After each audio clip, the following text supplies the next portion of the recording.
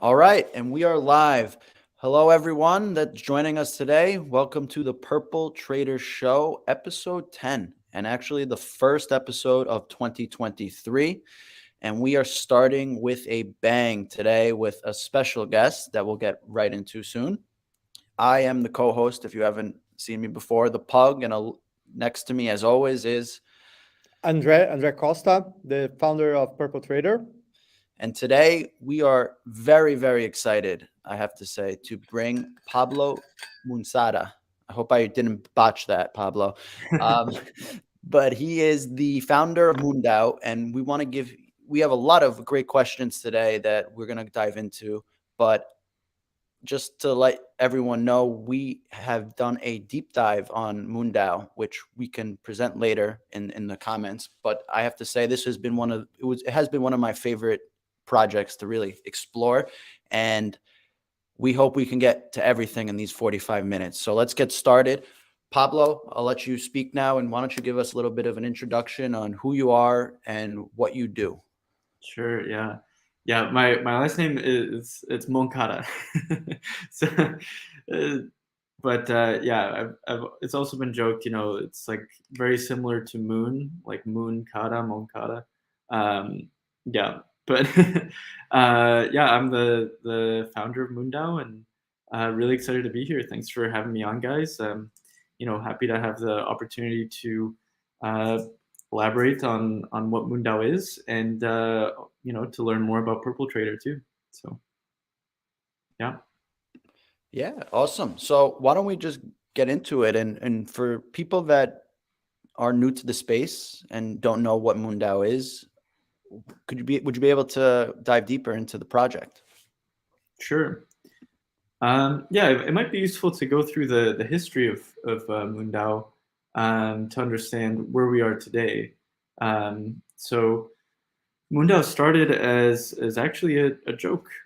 um, like we never, I guess, intended it for it to become what it is today. I'm very proud of everything that we've accomplished so far. It's been a very wild journey, but initially, what we wanted to do is to purchase the largest lunar asteroid. So we literally called all of the biggest auction houses. We talked to world's experts on major lunar asteroids and lunar regolith that we could purchase.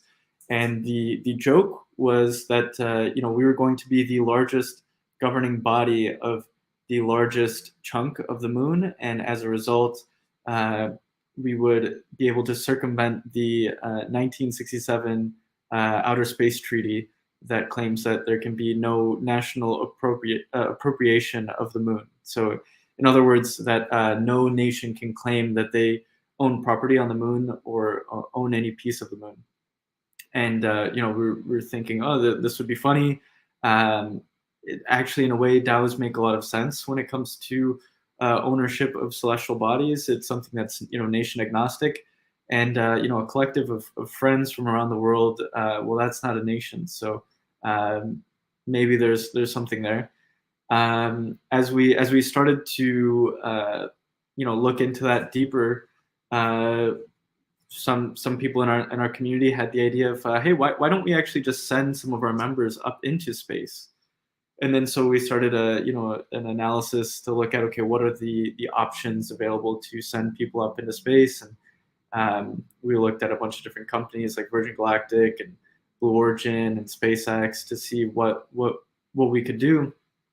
And then we started with the goal of sending one of our members up into space on actually a Virgin Galactic flight, because according to our research, that was the cheapest one. So we started out with an initial goal of raising $450,000 from the community to send someone up into space, and that it got out of hand, honestly. So we were aiming just to raise 450,000, and then we ended up raising over 8 million in Ethereum from over 2,000 people from around the world. And so at that point, we realized, okay, well, we can actually purchase multiple tickets, and we can do even more sophisticated things in space. We can, fund different research initiatives. We can really, and this is sort of more the long-term vision, become an organization that creates public goods to set a foundation for a positive and decentralized future on the moon and eventually Mars, etc. Which sounds very sci-fi, very crazy, but I think that, yeah, we're a very special organization because we are sort of on the forefront of two major exponential curves, I guess you could say.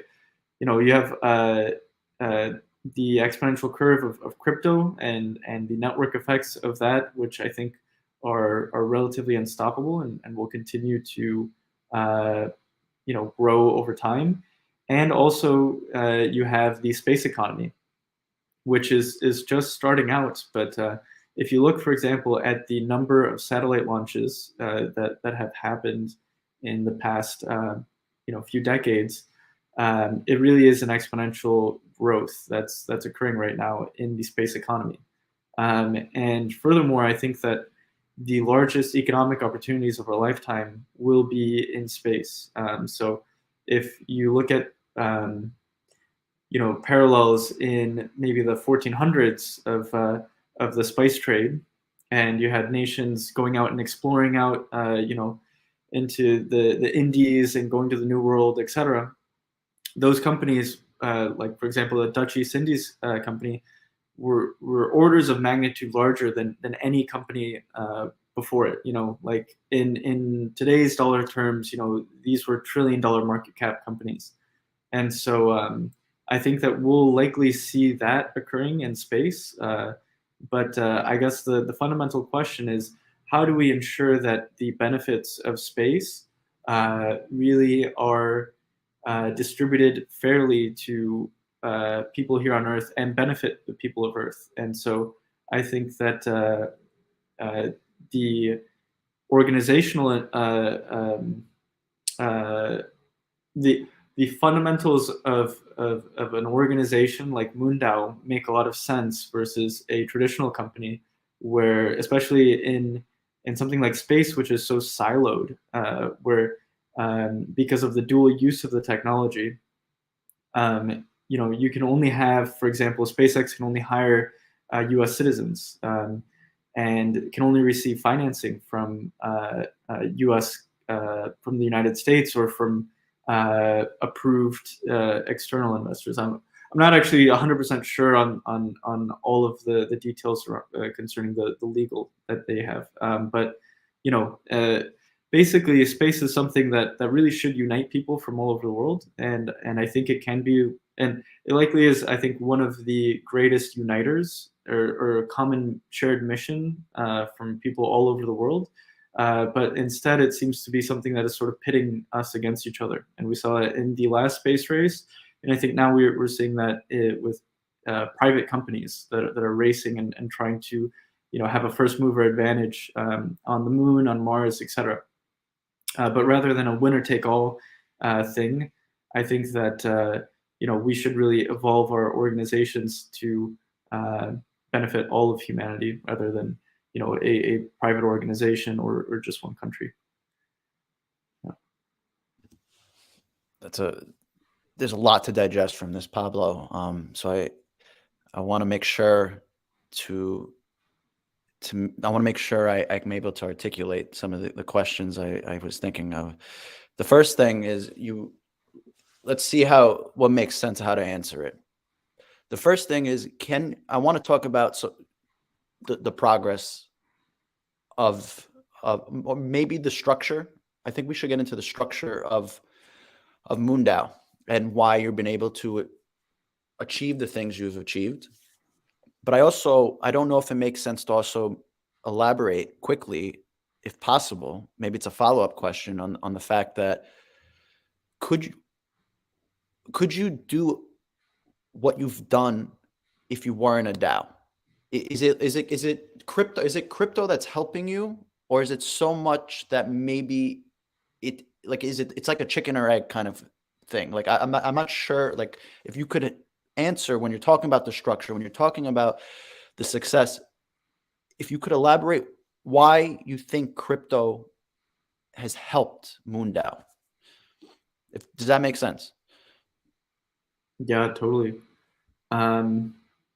Yeah, so I guess what I like to say is, MoonDAO isn't it isn't a crypto company. It's a space organization that leverages the tools of crypto, which is a really important distinction. So we're leveraging basically the foundation of Ethereum, which has all of these values baked into it that make a lot of sense for an organization with the values that we have. So, for example, if we had incorporated just as a regular LLC, we wouldn't have been able to have people from all over the world participate in the way that they are right now. So we have nearly 12,000 token holders, and a lot of them are all over the world. We have people in Asia, in Africa, in Europe, in South America, in the United States, Canada, really everywhere. And so with an organization that fundamentally has the mission to align a lot of people from around the world, the current banking system that we have today and all of the regulations around it, preventing certain people from being in the same organization, it really is counterproductive to what we're trying to achieve. So yeah, I think that we've had amazing gains because of the stack that we're built on top of, and I don't think that it would have been possible to do what we're doing if it weren't for the crypto or Ethereum ecosystem.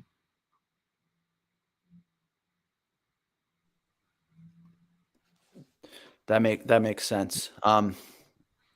Now, Andre, I know you mentioned you had a comment. Is that a comment for this or a thought? Yeah, it's actually I want to point out, Pablo, it's really inspiring, your story. I empathize, like, in my childhood, my father used to speak about space like every time until nowadays. So I grew up with this desire as well. Maybe at some day I will go to the moon as well. So it's really inspiring what you are doing. And what is interesting that I can get from your speech also is you mentioned that it allows you first to be global. Like today, there's a lot of activities, but it's more focused on US, like the private companies, and this is something that you can join, in from any part of the world. And the other point is that it's something that, like, we need something that unites people and unites a lot of people. And it's kind of like very difficult, especially when it comes about managing funds, to organize this without the tools like the DAOs that we have today. So I think you are kind of like using this crypto tool, as you mentioned, in a very interesting way, which is like align incentives, increase engagement, increase more transparency, so people can know what is going on, what are the proposals, where it's going. My question to you, it's more like, what are the limits? Like, I don't know. I understand that you are kind of like an organization, but could you also build on a SpaceX, or just invest on a company like SpaceX?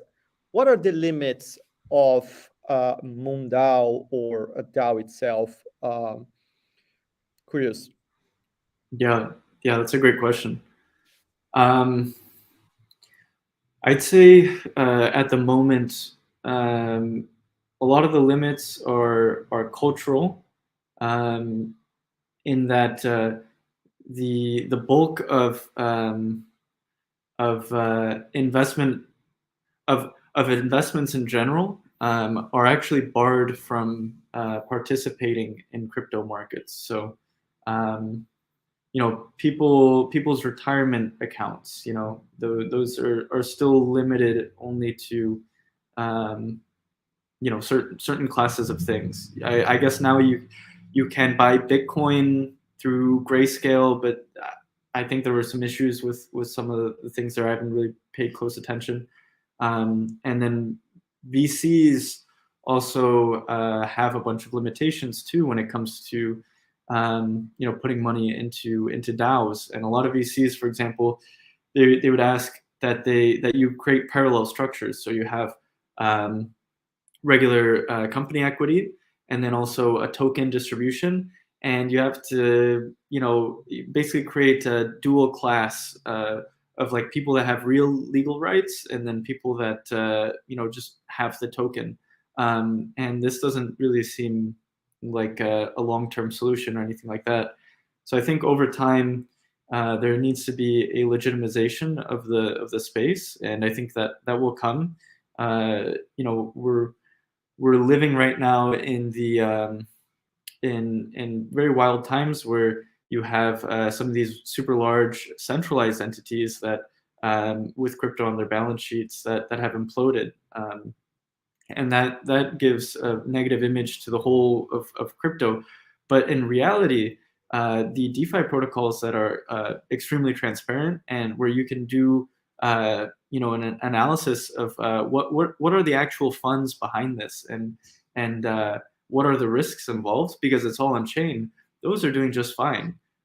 So I think that over time people will realize that on chain, transparent, auditable organizations are actually even more legitimate sometimes than your average LLC, because you can see everything that's going on. So, for example, MoonDAO, you can look at our treasury, you can see how much we have inside of our treasury, and then you can see in real time every transaction that we're making.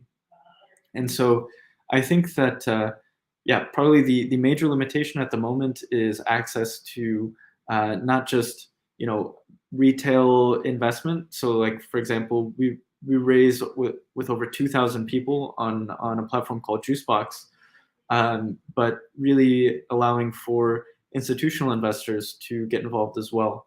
And I think that when that happens, that it's going to be wild. And then in terms of like MoonDAO building our own rockets or something like that, I think that at the moment, as it stands, we don't have the technical capacity to do that. I'm an engineer. We have a group of engineers inside of MoonDAO, really, really talented ones too. PhDs, people that are extremely passionate about space, and we work on technical things, but we're still remote. It's we're just laying the foundation right now for that, and I am very optimistic of the team and the group that we have, on the technical side. But I don't think that you're going to see us building rockets anytime soon. But is that possible on a longer time horizon? I think it's possible. It's definitely on the table. It's possible for MoonDAO to purchase a small aerospace company and then to help operate it, or to have that on our as part of our resources. Maybe we can buy a small island and then operate out of that island. I don't know. I don't know what the future of this entirely looks like, because we are a DAO, and so what that means is that the decisions are made by the token holders. So ultimately, they can drive the ship, and we have that feedback mechanism. And sometimes I don't even agree with the decisions, but the wider community wants to go in one direction or another direction, and we listen to that feedback, and we move where the community wants us to go. So I can't predict the future, but I mean, I can give my my ideas on where I think we should go, but ultimately it's up to the token holders. Pablo, so let's, besides the limitations that MoonDAO that it has, you still have been able to, and the DAO itself has been able to do tremendous stuff. So let's talk about the positive things, right? Let's talk about some of the amazing things that the MoonDAO so far has been able to accomplish in its period of time. Yeah, totally. I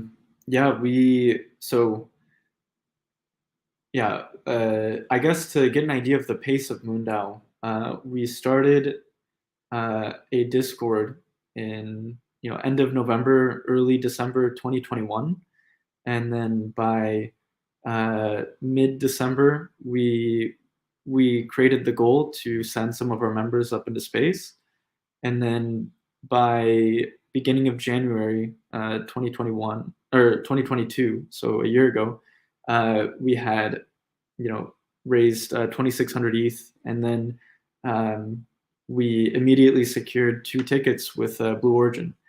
And one of those tickets we voted on with the community token, and the winner was a YouTuber called, the group is Dude Perfect. They're, I think, in the top 10 largest YouTubers by subscriber count, excluding maybe like some of the what are they called, like Vivo, like those sorts of accounts that are kind of agglomerations of a bunch of different people. But we sent them into space. They recorded their experience. It was huge. It's gotten I think over 20 million views at this point. But with the other ticket, what we wanted to do is we wanted to open up access to as many people as possible, regardless of where they were in the world and regardless of their financial situation. So we hosted a sweepstakes, and we had free NFTs. So you don't have to pay any money, just gas to get the NFT. And then we did an on-chain selection. So we created our own custom contracts, and we selected the person using a verifiably random function using Chainlink on chain.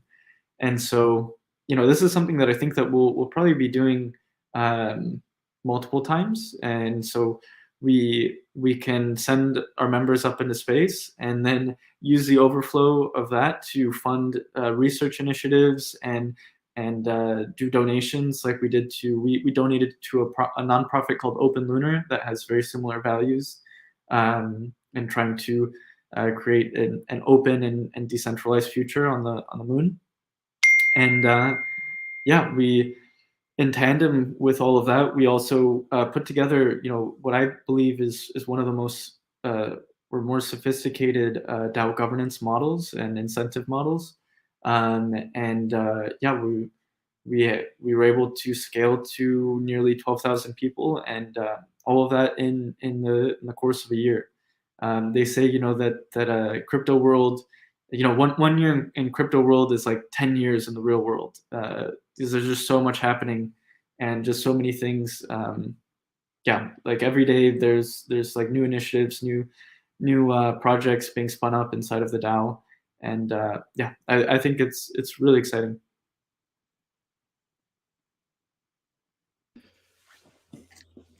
Yeah. To comment, Pablo, what has been done, I think, as an outsider, right, to look at what a DAO can do, I personally think MoonDAO is a great example to showcase as a case study. And that's one of the, as someone who's been in the space for a couple of years now, I think there's a couple DAOs out there that have been able to show what can be done. And it kind of helps bring good light into this space. So I want to congratulate you guys on that.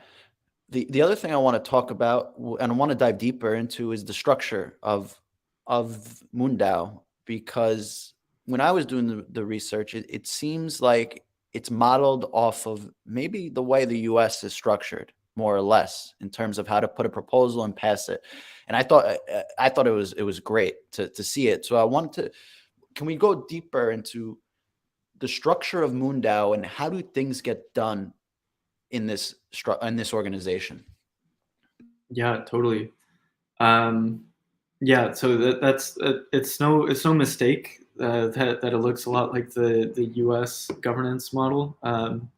So I think that the United States and a lot of different countries have modeled their governance off of the United States. So it's not just the U.S., but the principles behind its constitution and the balance of powers that it has and all of that, it really is one of the first true DAOs. So similar to before the United States, most countries were monarchies, right?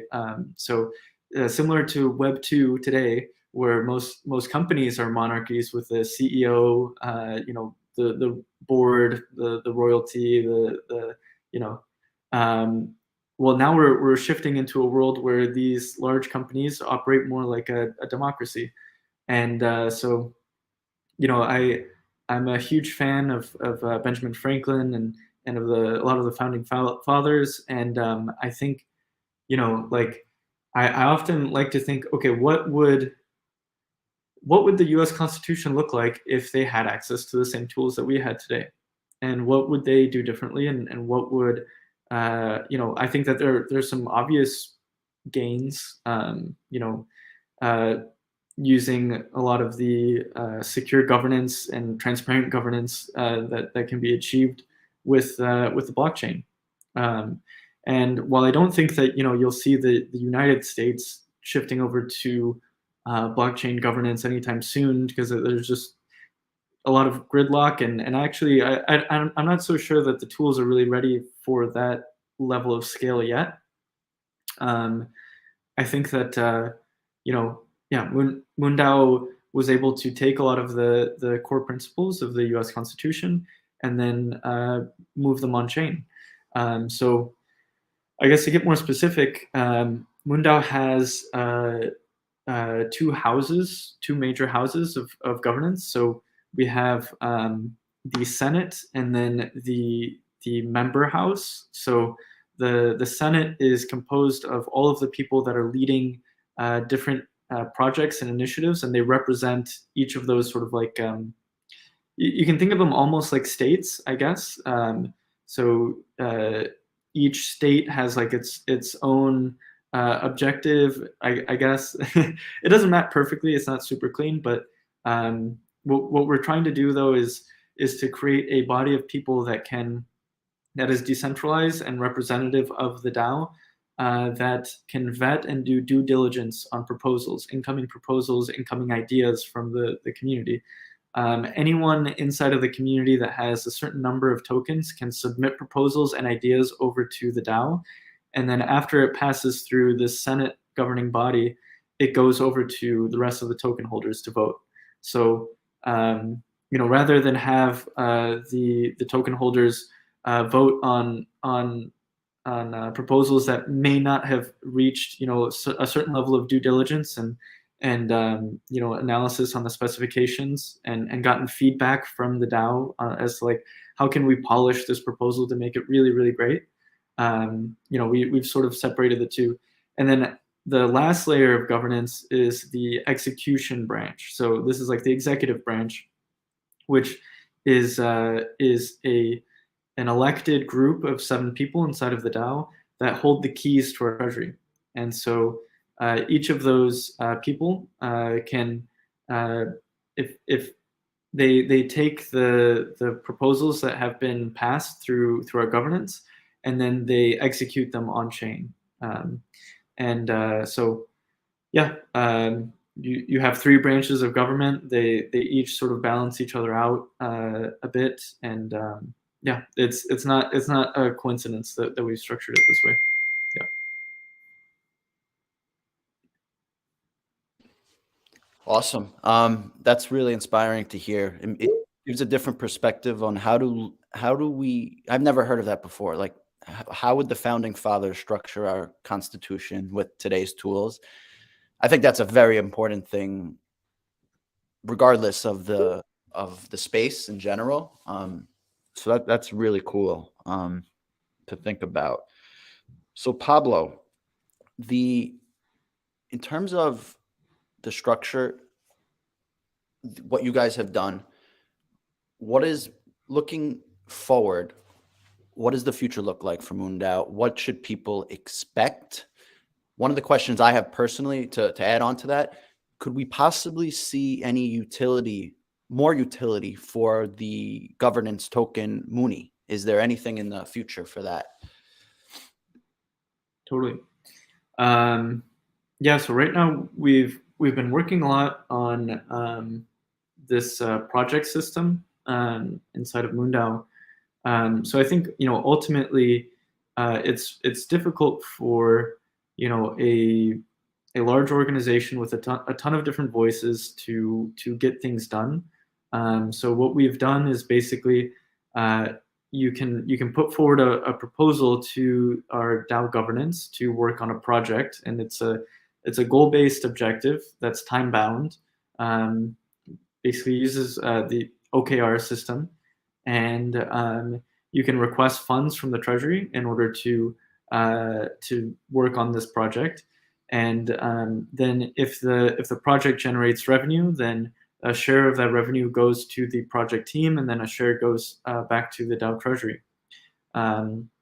We also support projects that want to get crowd raised funding or external funding, and support them under the MoonDAO banner. So what I see the long term of MoonDAO is basically a network of a bunch of different organizations, and that are all under, I guess, this MoonDAO banner of mission aligned people that all want to someday become multiplanetary and someday have a presence on the moon. And we have a bunch of different initiatives right now inside of the DAO that are really interesting. So for example, we're currently working on a proposal, or in the early stages of ideation, on a telecommunications network that could work on the moon as a relay. So the idea is, rather than I guess at the moment, we have a bunch of ISPs here in the United States, and it's extremely centralized. So those companies that really lay the foundation for the internet, they could, in theory, do some pretty negative things. And so, if on the fundamental, communications stack, you have a centralized entity or a small group of companies that control that, then anything that you build on top of it is actually not going to be decentralized. Similar to, for example, like you have Apple's App Store, and Apple can actually remove apps from its App Store if it doesn't comply with whatever Apple wants them to do. So can you really have a decentralized app on the App Store? No, because Apple can just tell you to do this, and then you have to do it. Yeah, I think that it's very important that the sort of like foundation of especially communications and information should be a decentralized thing. So yeah, we're really excited about launching our first decentralized satellite, and ensuring that at least one part of the stack that will be built on the moon will be decentralized. And then what that allows for is the propagation of Web3, of decentralized values, to go into these other celestial bodies, which I think is really, really exciting. And they can build on top of the sort of like the fundamental layers that MoonDAO creates.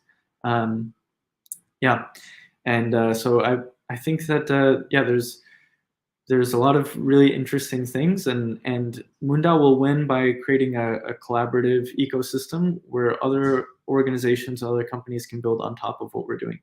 And so that's what we're focused on right now, is just laying this foundation, and then letting people win with us and build on top of us and yeah, make money for themselves and for us too. Quick question to add on to that. So, in your plans in your future, is NASA or Elon Musk an ally or potential threat to your business, to your organization? How do you view that in the future?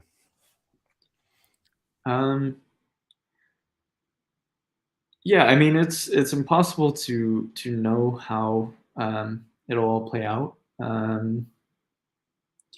I think that a lot of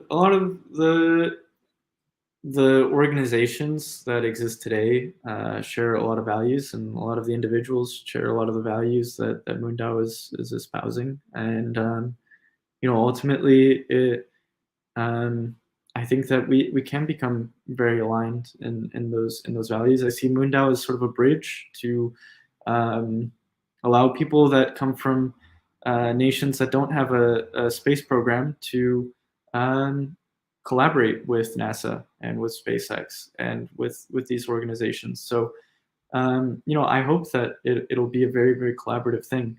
But I think that there's something really interesting sometimes that happens with organizations, and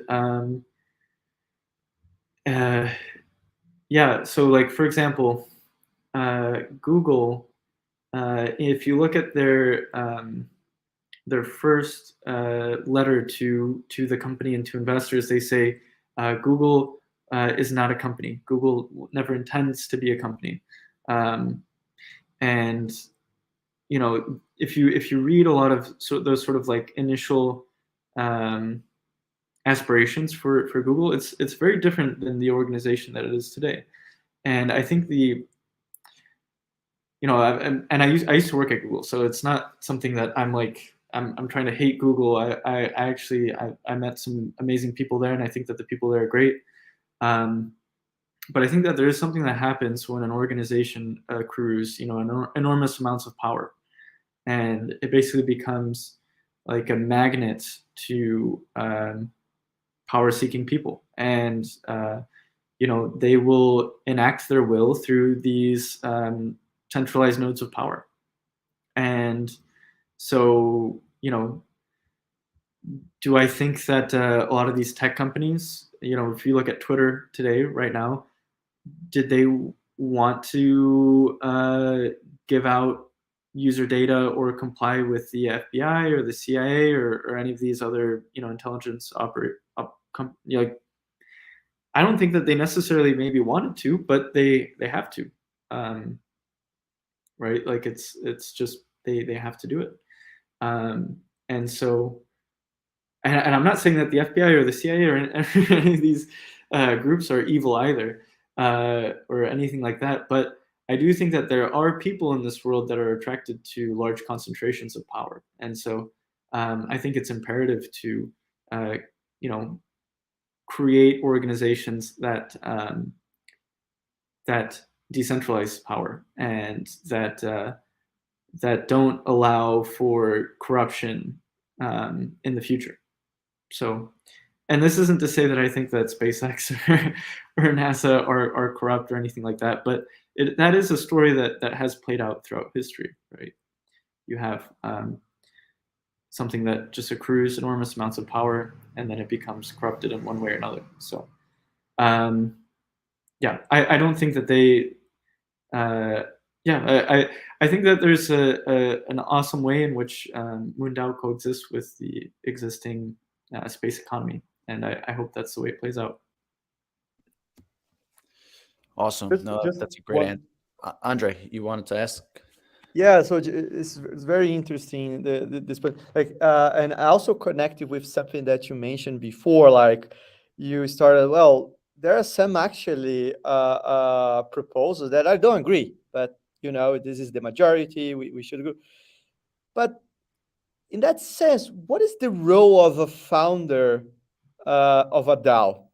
How does being a founder of a DAO differs from being a founder of a company?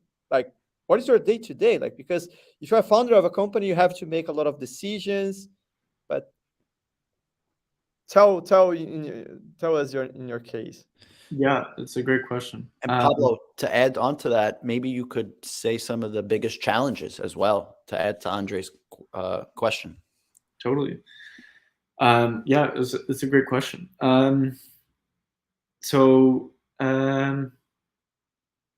I think right now the number one thing that I'm focused on is creating the systems and procedures so that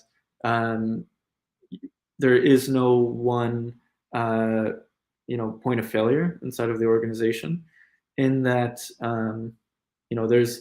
there's a solid amount of redundancy in different roles and different skills and expertise, and that the organization can live on without the myself or anyone else.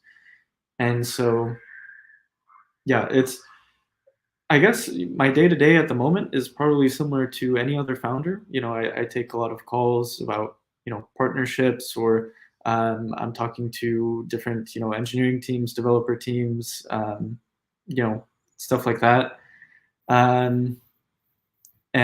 But over time, I'm taking a lot of the tasks that I guess would usually be part of the role of a founder or CEO, and then we're looking into, okay, how can we make this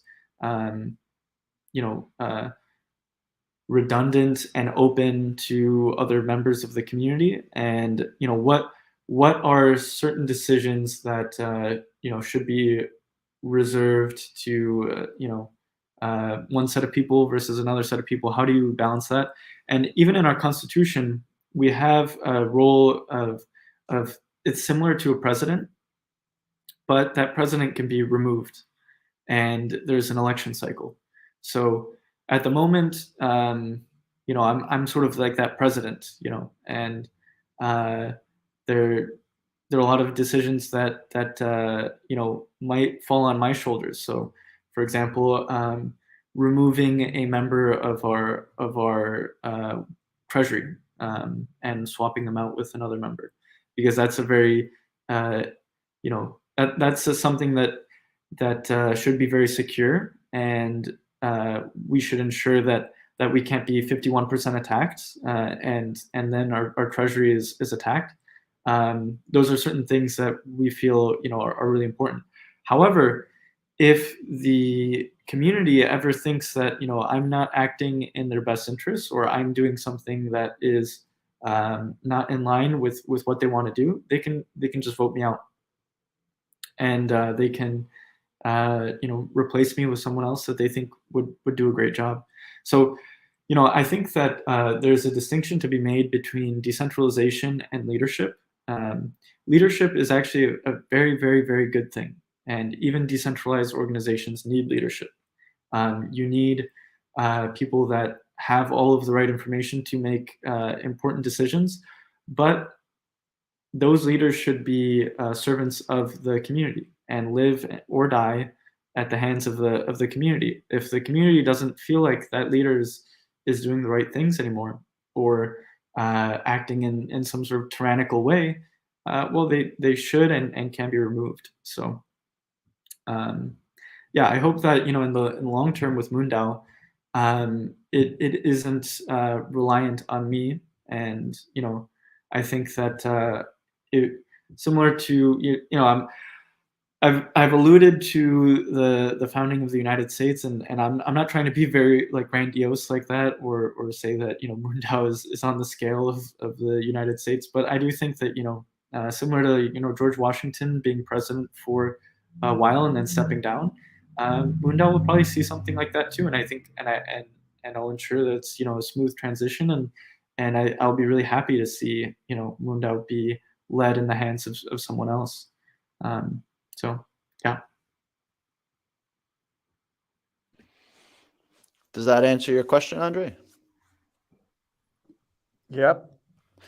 All right. So Pablo, we're getting to the 45-minute mark. I want to be respectful of your time. I do have one last question if you have time to answer. Totally. So, Andre, do you want to ask that question that you wanted to that you Go ahead, posted? Gil. Okay. So, going back to MoonDAO, what type of people are you for MoonDAO? What type of people do you want to see join the DAO? Is there anybody that you look for in particular? That would be helpful to understand also for potential users and how they could actually join as well. Totally. Yeah, great question. So I'd say anyone who is, who, dreamed of one day, being an astronaut, or is just in love with space in general, they'll find a community that shares those values and, really loves space, and people that work at current aerospace companies and that have devoted their life to space. I think that if you're looking for a community of people that are like-minded, then definitely join. And in particular, though, we're always looking for builders, for engineers, and we're really trying to cultivate a culture of people that build things and like to create. So yeah, we attend tons of different space conferences, and we present and share about MoonDAO, and we've onboarded a bunch of different people with amazing backgrounds. And so yeah, I think what we're also trying to do is to maybe there's people that would like to one day work in space, and we'd like to provide those opportunities to them. So provide opportunities for them to get involved with the construction of a satellite, or opportunities to get involved with the construction of rockets, or design of rockets, or we do different educational sort of talks and seminars and stuff like that. So ultimately, yeah, we really want to build a culture of like-minded people, and we think that at the end of the day, a DAO is its people, and I think just finding very quality contributors that love space, and that's really what it's all about. And then from there, I think that if you get enough people that are aligned and want to do something incredible, then they will be able to achieve those things. There's the Toto Africa song. There's nothing that 100 men or more could never do, and it's true. If you have a bunch of people that really just put their minds together and they work really hard to make something possible, the sky's the limit, or the moon's the limit. So yeah. Great. That's a great way to wrap it up. Great way to show what could be done with DAOs. It's been a pleasure, Pablo, to talk more about MoonDAO, to really dive deeper into it and hear it firsthand from the founder. It's been a pleasure. I know to be able to do it. So I want to just say thank you for joining us. Andre, is there anything you want to last words? Yeah, I want to thank Pablo, and I think like for you guys that hearing this also are following PurpleTrader.